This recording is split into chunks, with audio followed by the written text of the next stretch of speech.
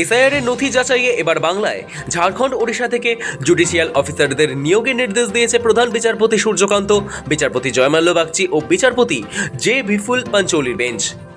SIR এর বাকি নথি যাচাইয়ের দীর্ঘসূত্রিতার কারণেই এই নির্দেশ শীর্ষ আদালতের।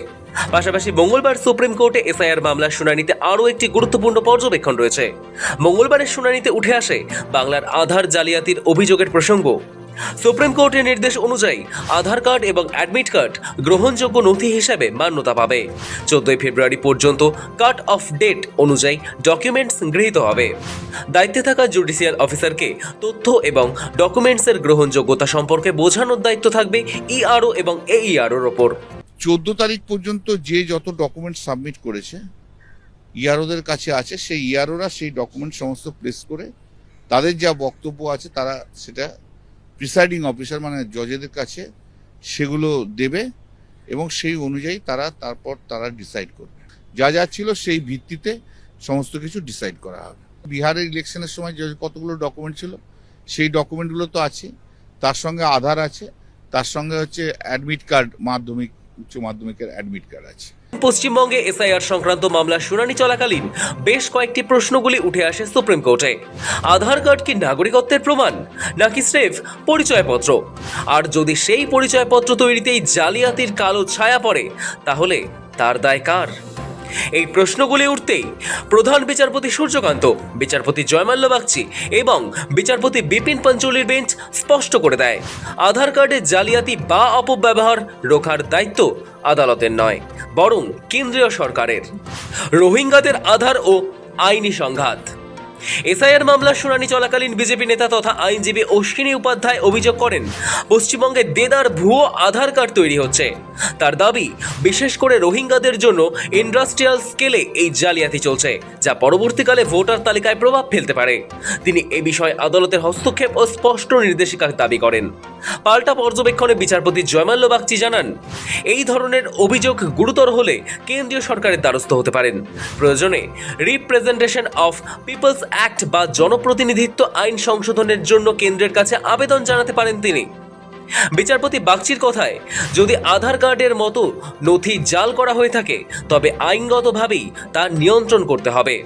আধার কার্ড পরিচয়পত্রের প্রমাণ হিসাবে আনা হয়েছিল এবং সেটা স্বীকার করতে হবে, কিন্তু আধার কার্ডের মাধ্যমে নাগরিকত্বের দাবি প্রতিষ্ঠা করার কোনো অবকাশ নেই।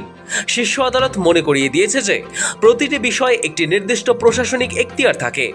প্রধান বিচারপতি সূর্যকান্ত সোজাসুজি জানান, এই বিষয়টির গভীর তদন্ত প্রয়োজন এবং আদালত এই তদন্তের সঠিক মঞ্চ বা ফোরাম নয়। অর্থাৎ জালিয়াতির উৎস বা পদ্ধতি খুঁজে বের করার কাজ কেন্দ্রীয় তদন্তকারী সংস্থা বা প্রশাসনের, বিচার বিভাগের নয়। বড় ধাক্কা ইলেকশন কমিশনের জন্য। তাদের ব্যর্থতা, তারা নির্দিষ্ট সময় এটা করতে পারেনি, মসৃণভাবে করতে পারেনি এবং মমতা বন্দ্যোপাধ্যায় মাননীয় মুখ্যমন্ত্রীর নেতৃত্বে পশ্চিমবঙ্গ থেকে যে পয়েন্ট তুলে আপত্তি করা হয়েছে সেগুলোকে ন্যায্য বলে মনে করেছেন সুপ্রিম কোর্ট। আজ মাধ্যমিকের অ্যাডমিট কার্ড সার্টিফিকেটও বৈধ, আধার কার্ড বৈধ, তথ্য প্রমাণের জন্য বৈধ বলে, তাহলে প্রথম থেকে এইভাবে মানুষকে হ্যারাস করালে কেন এই ইলেকশন কমিশন? যে যা 24শে অক্টোবরের নোটিফিকেশনে ইসিআই বলেছিল যে নথিগুলো গ্রহণযোগ্য, এবং তার সাথে আবার সুপ্রিম কোর্ট অর্থাৎ সর্বোচ্চ আদালত তারাও বলে দিয়েছিলেন কোন কোন নথি গ্রহণযোগ্য। তার মধ্যে আধার আছে, তার মধ্যে মাধ্যমিকের অ্যাডমিট কার্ড আছে। এসবই গ্রহণযোগ্য, এগুলো গ্রহণ করতে হবে। বাংলা বিরোধী যারা, ওই বাংলা বিরোধী আর নির্যাতন কমিশন, এ তো নির্বাচন কমিশন নয়, এটা নির্যাতন কমিশন। আজকে বোঝা গেল যে আইনের ঊর্ধ্বে কেউ নয়। 2025 সালের সেপ্টেম্বর মাসে বিহারে ভোটার তালিকা সংশোধনের প্রসঙ্গে সুপ্রিম কোর্ট নির্দেশ দিয়েছিল যে নাম তোলা বা বাদ দেওয়ার ক্ষেত্রে পরিচয়পত্র হিসাবে আধার কার্ড গ্রহণ করতে হবে।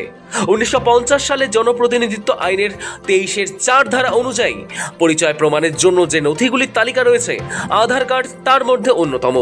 আদালত মঙ্গলবারও স্পষ্ট করেছে যে আধার কার্ডকে তালিকায় 12 নম্বর নথি হিসেবে গ্রহণ করতে হবে, তবে ভোটার তালিকার দায়িত্বে থাকা আধিকারিকদের পূর্ণ অধিকার থাকবে ওই নথির সত্যতা যাচাই করার। যদি আধিকারিকদের মনে হয় আধার কার্ডটি সন্দেহজনক, তবে তারা অতিরিক্ত প্রমাণ বা নথি দাবি করতে পারেন। মঙ্গলবারের এই পর্যবেক্ষণের পর রাজনৈতিক মহলে নতুন করে আলোচনা শুরু হয়েছে। ভোটার তালিকা সংশোধনীকে ঘিরে পশ্চিমবঙ্গ ও বিহারের মতো রাজ্যগুলিতে যে তরজা চলছে তা আদালতের এই নিরপেক্ষ অবস্থান অত্যন্ত তাৎপর্যপূর্ণ। একদিকে নথির সত্যতা যাচাইয়ের ক্ষমতা আধিকারিকদের হাতে রাখা হয়েছে, অন্যদিকে নীতিগত পরিবর্তনের দায় কেন্দ্রীয় সরকারের ওপর ছেড়ে দিয়ে শীর্ষ আদালত বুঝিয়ে দিয়েছে প্রশাসনিক জটিলতার সমাধান রাজপথ বা সংসদেই খুঁজতে হবে, এজলাসে নয়। ব্যুরো রিপোর্ট, সময়, কলকাতা।